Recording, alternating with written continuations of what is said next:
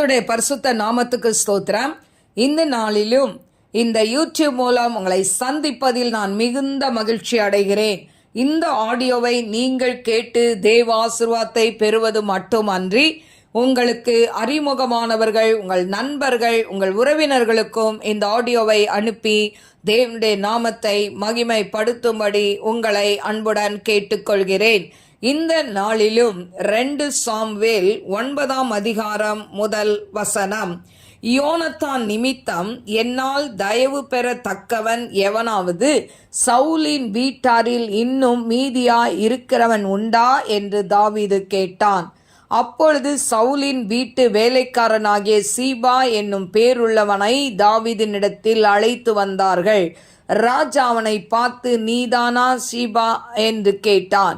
அவன், அடியேன்தான் என்றான். அப்பொழுது ராஜா, தேவன் நிமித்தம் நான் சவுலின் குடும்பத்தாருக்கு தயை செய்யும்படி அவன் வீட்டாரில் யாதொருவன் இன்னும் மீதியாய் இருக்கிறானா என்று கேட்டதற்கு சீபா ராஜாவை பார்த்து, இன்னும் யோனத்தானுக்கு 2 கால்களும் முடமான ஒரு குமாரன் இருக்கிறான் என்றான். அவன் எங்கே என்று ராஜா கேட்டதற்கு சீபா ராஜாவை பார்த்து, இதோ அவன் லோதேபாரிலே அம்மிலியேலின் குமாரனாகிய மாகீரின் வீட்டில் இருக்கிறான் என்றான். அப்பொழுது தாவீது ராஜா அவனை லோதேபாரில் இருக்கிற அம்மியேலின் குமாரனாகிய மாகீரின் வீட்டிலிருந்து அழைப்பித்தான். சவுலின் குமாரனாகிய யோனத்தானின் மகன் மேவிபோசேத் தாவீதினிடத்தில் வந்தபோது முகங்குப்புற விழுந்து வணங்கினான். அப்பொழுது தாவீது, மேவிபோசேத்தே என்றான். அவன், இதோ அடியேன் என்றான். தாவீது அவனை பார்த்து, நீ பயப்படாதே, உன் தகப்பனாகிய யோனத்தான் நிமித்தம் நான் நிச்சயமாய் உனக்கு தயை செய்து உன் தகப்பனாகிய சவுலின் நிலங்களை எல்லாம் உனக்கு திரும்ப கொடுப்பேன். நீ என் பந்தியில் நித்தம் அப்பம் புசிப்பாய் என்றான். அப்பொழுது அவன் வணங்கி, செத்த நாயை போல் இருக்கிற என்னை நீர் நோக்கி பார்க்கிறதற்கு உமது அடியான் எம்மாத்திரம் என்றான். ராஜா சவுலின் வேலைக்காரனாகிய சீபாவை அழைப்பித்து அவனை நோக்கி, சவுலுக்கும் அவன் வீட்டார் எல்லாருக்கும் இருந்த யாவையும் உன் எஜமானுடைய குமாரனுக்கு கொடுத்தேன். ஆகையால் நீ உன் குமாரரையும் உன் வேலைக்காரரையும் கூட்டிக் கொண்டு உன் எஜமானுடைய குமாரன் புசிக்க அப்பம் உண்டாயிருக்கும்படி அந்த நிலத்தை பயிரிட்டு அதன் பலனை சேர்ப்பாயாக. உன் எஜமானுடைய குமாரன் மேவிபோசேத் நித்தம் என் பந்தியிலே அப்பம் புசிப்பான் என்றான். சீபாவுக்கு 15 குமாரரும் 20 வேலைக்காரரும் இருந்தார்கள். சீபா ராஜாவை நோக்கி, ராஜாவாகிய என் ஆண்டவன் தமது அடியானுக்கு கட்டளையிட்டபடியெல்லாம் உமது அடியானாகிய நான் செய்வேன் என்றான். ராஜகுமாரரில் ஒருவனைப் போல மேவிபோசேத் என் பந்தியிலே அசனம் பண்ணுவான் என்று ராஜா சொன்னான். மேவிபோசேத்திற்கு மீகா என்னும் பேருள்ள சிறுவனாகிய ஒரு குமாரன் இருந்தான்.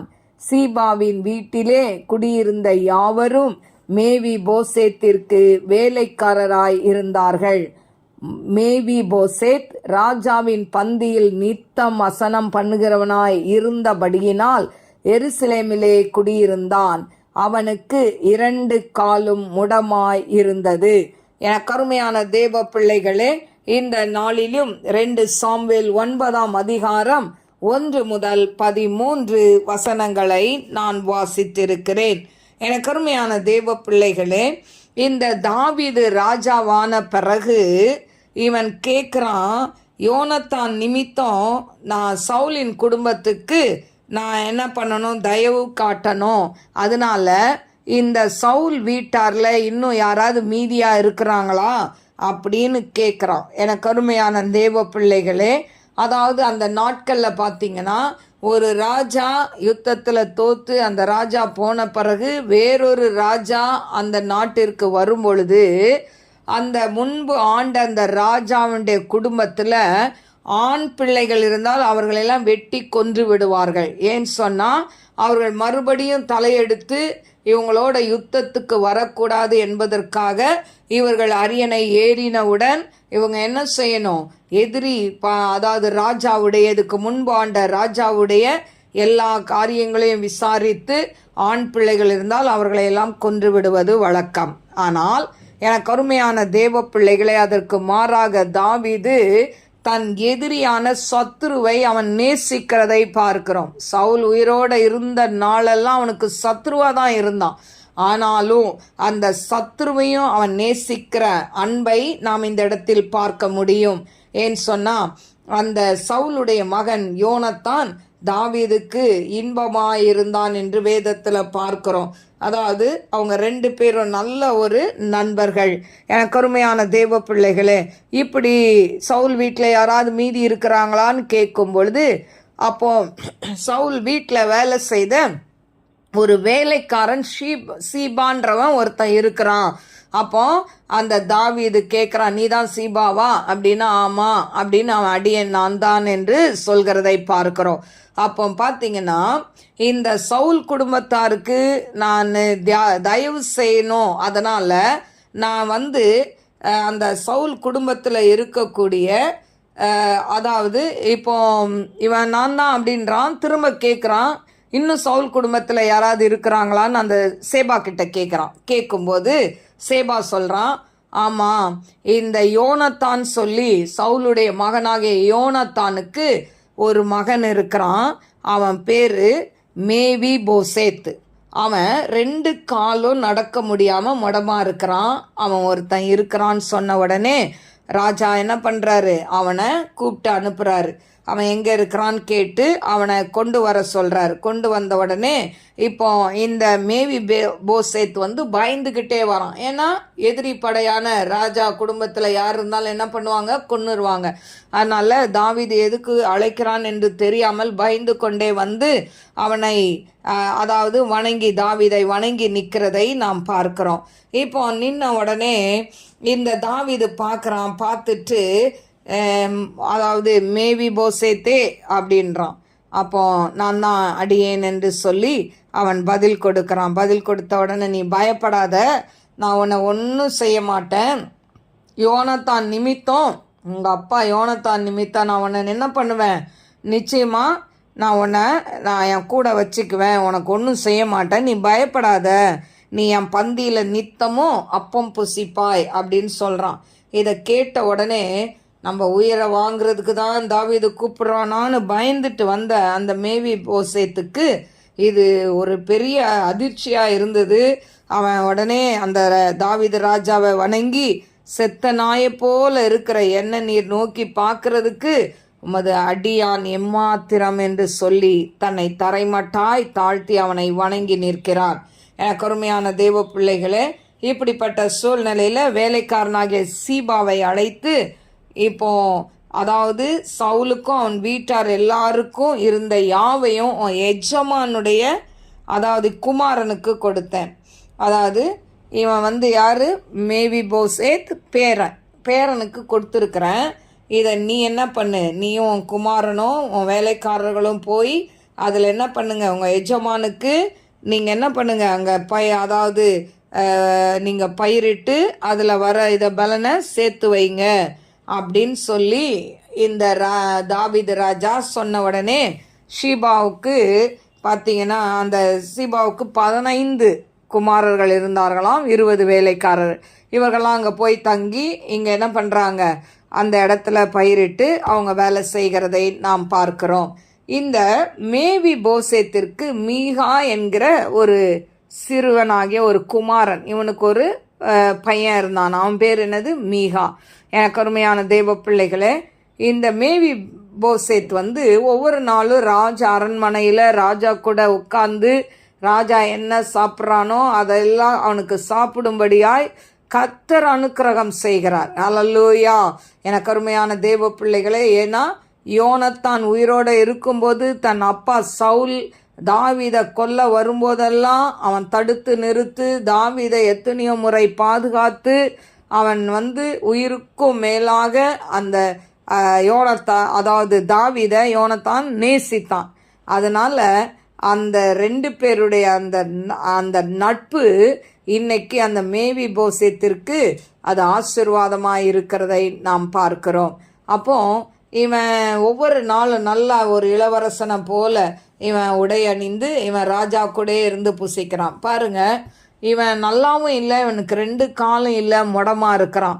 இப்படி முடமாக இருக்கிறவங்க என்ன பண்ண முடியாது, தாவீதுக்கு முன்னால் ராஜாவுக்கு முன்னால் கொண்டு வர மாட்டாங்க. ஆனால் இந்த ஆண்டவர் பாருங்க, அந்த யோனத்தானின் நிமித்தம் அவன் மகனான மேவி போசேத்திற்கு ஆண்டவர் ஆசீர்வாதத்தை கொடுக்கிறார். இன்னைக்கும் தாய் தகப்பன் செய்கிற தர்மங்கள், தாய் தகப்பன் செய்கிற அதாவது மற்றவங்களுக்கு உதவி செய்கிற காரியங்கள் உங்களுடைய பிள்ளைகளை அது என்ன பண்ணும், பாதுகாக்கும். கருமையான தேவ பிள்ளைகளே, நீங்கள் எதை விதைக்கிறீங்களோ அதை தான் அறுப்பீங்க.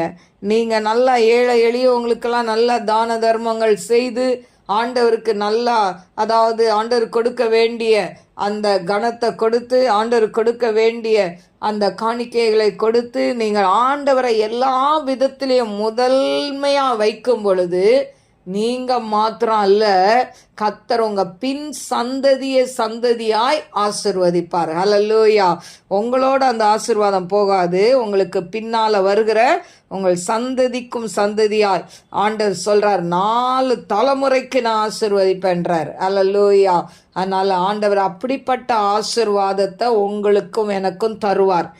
எனக்கு அருமையான தேவ பிள்ளைகளே, தாவீது ஆண்டவர் அதாவது ஆசீர்வதித்து அவன் ஆசீர்வாதமாக இருக்கும்போது பாருங்க, தன்னோடு பழகினவர்களை நினைக்கிறதை நாம் பார்க்கிறோம்.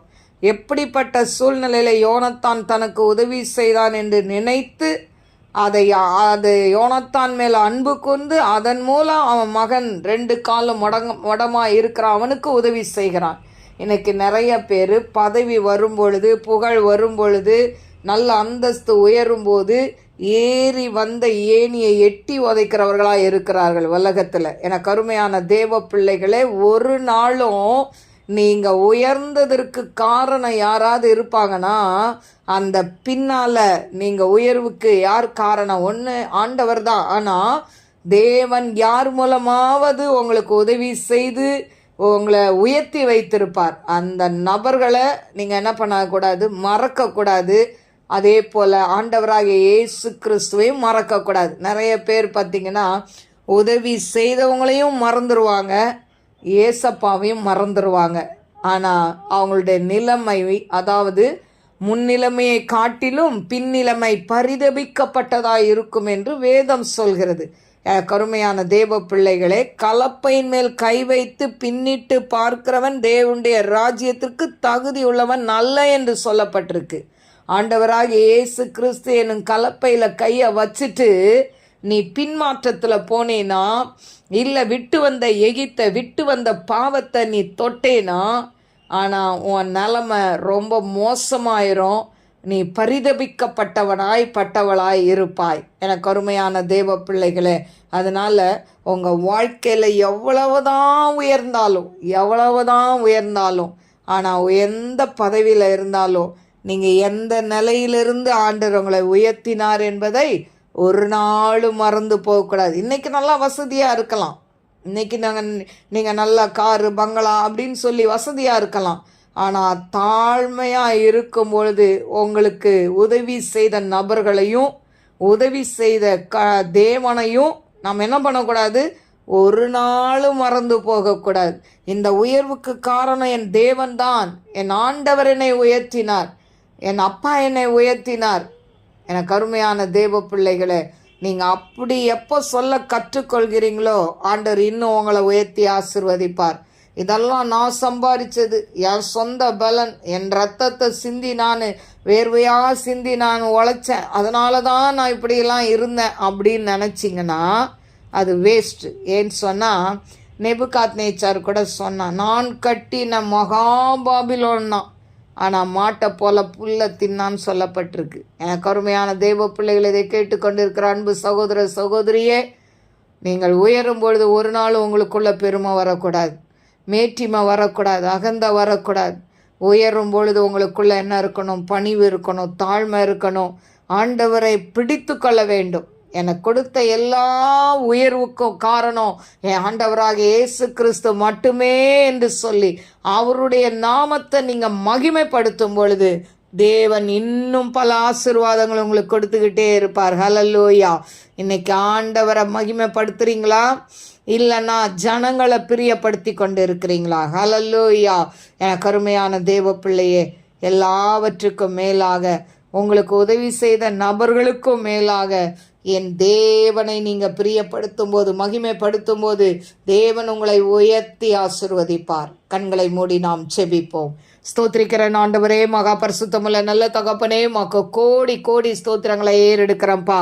ஆண்டவரே, இந்த வேளையில் கூட கத்தாவே அப்பா, நன்றி கட்ட ஒரு உலகம் ஆண்டவரை, நன்றியை மறக்கிற ஒரு உலகத்தில் அப்பா தாவீது ஆண்டவரே நன்றியை மறக்காதவனாய் ஆண்டவரே இறந்து போன சவுலுடைய குடும்பத்தாருக்காய் ஆண்டவரை பரிதபிக்கிறதை இந்த அதிகாரத்தில் நாங்கள் பார்த்தோம். ஆண்டவரை ஏசப்பா மக்கள் ஸ்தோத்திரிக்கிற இறந்து போன யோனத்தானுடைய ஆண்டவரே குடும்பத்தில் ஆண்டவரே 2 கால்களும் முடமாய் இருந்த ஆண்டவரே அவன் மகன் மேவி போசேத்துக்கு ஆண்டவரே தன்னோட வந்து அவன் தன் பந்திக்குல சமமாய் ராஜாவுக்கு சமமாய் உட்கார்ந்து ஆண்டவரே சாப்பிடும்படியாய் அந்த அதிகாரத்தை அந்த கிருபையை தாவீது மூலம் கொடுத்தீங்களேப்பா.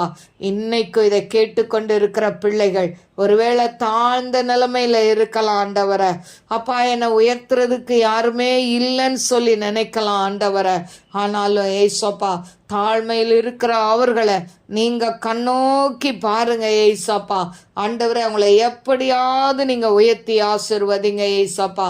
ஆண்டவரே, உம்மை உண்மையாய் கூப்பிடுகிற விஷயத்துல நீடிய பொறுமையாய் இருந்து நியாயம் செய்யாமல் இருப்பேனோ, சீக்கிரத்தில் நியாயம் செய்வேன் சொன்னீங்களேப்பா. ஆண்டவரே, சமுதாயத்தால் புறக்கணிக்கப்பட்டு எல்லாராலும் நிந்திக்கப்பட்டு வேதனைப்படுத்தப்பட்டு ஆண்டவரே அப்பா தகப்பனே ஆண்டவரே கூட பிறந்தவர்களால் ஒதுக்கப்பட்டு தாய் தகப்பனால் ஆண்டவரை ஒதுக்கப்பட்ட நிலைமையில ஆண்டவரே இந்த செய்தியை யாரெல்லாம் கேட்டுக்கொண்டு இருக்கிறார்களோ அப்பா, எனக்கு யாருமே இல்லைன்னு சொல்லி அங்கலாய்த்து கொண்டு இருக்கிற உம்முடைய அன்பு பிள்ளைகளுக்கு அப்பா நீர் ஆறுதலின் தேவனாய் கடந்து செல்லுங்கப்பா. அவங்க குடும்பத்தில் அற்புதத்தை செய்யுங்க, அதிசயத்தை செய்யுங்க, நாமத்தை மாத்திரம் மகிமைப்படுத்துங்கப்பா. ஆவியானதாமே பெரிய காரியங்களை செய்யுங்க. விட்டு வந்த எகிப்த பிள்ளைகள் தொடக்கூடாதப்பா. உடைய அன்பின் கரத்தில் தாழ்த்தி ஒப்பு கொடுக்கிறேன். நீரே பொறுப்படுத்த வழி நடத்தும். இயேசுவின் நாமத்தில் கேட்கிறேன் பிதாவே, ஆமென். God bless you. God bless you.